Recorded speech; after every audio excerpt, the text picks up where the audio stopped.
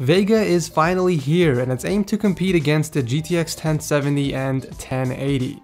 This is the current pricing for the GPUs. The Vega 64 by itself starts at $499, while the 54 starts at $399. AMD also introduced Radeon packs, which gives you some pretty cool discounts on gear. So the two cards that I have here for comparison are the Vega 56 and the Vega 64 liquid cooled version, which actually costs $200 more than the air-cooled version.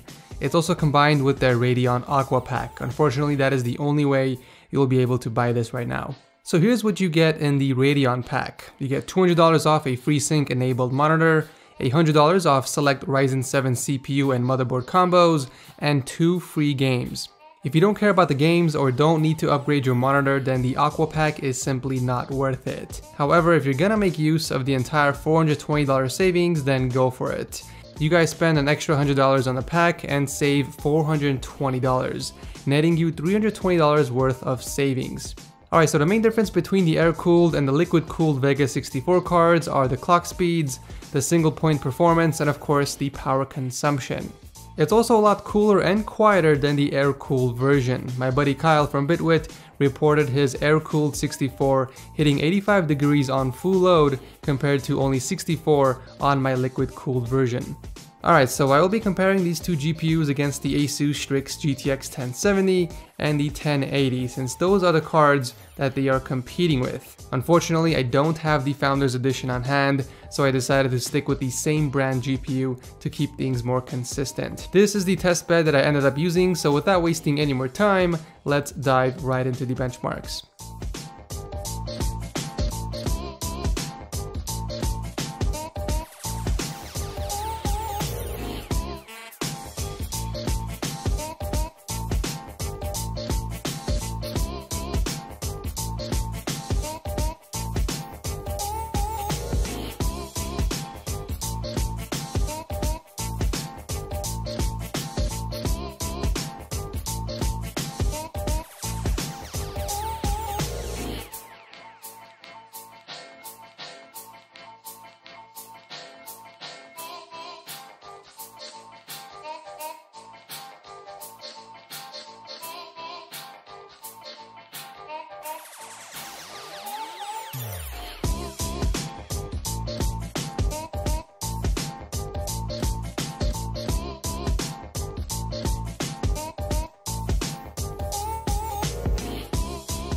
Alright, so we got some interesting numbers. The GTX 1080 did better in most of the games, with the Vega 64 right behind it. There were even some games that the Vega 64 scored better, like on Battlefield 1, Doom on Vulkan, and even Division by Tom Clancy. However, the 1080 did end up winning with a total of 64 frames more than Vega 64. The Vega 56 did have some trouble keeping up with the GTX 1070 as well.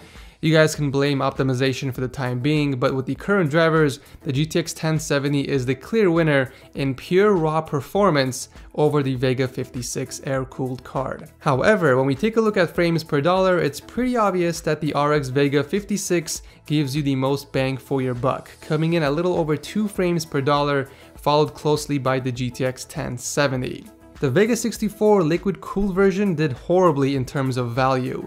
If only it didn't cost $200 more than the air cooled version, it would have been a much better value over the 1080 with a total of 2.1 frames per dollar, assuming the performance is the same as the liquid cooled version. Alright, so in conclusion, the clear winner here is obviously the 1080 in terms of raw power. But if you guys want to get the most out of your money and only have about $400 to spend on your next GPU, the Vega 56 is the obvious choice. I'm sure if you guys give AMD some time for optimizations and driver updates, the two Vega cards will perform a lot faster, just like we saw with their previous RX 500 series. I will be doing a follow-up video and comparing all the new AMD cards starting from the RX 550 and up against Nvidia's lineup starting from the GTX 1050. So if you guys are excited for that, drop a like in the video. But until then, I'll drop a link to all the GPUs featured in this video. I hope it was helpful. Thank you guys so much for watching, and I will see you in the next one.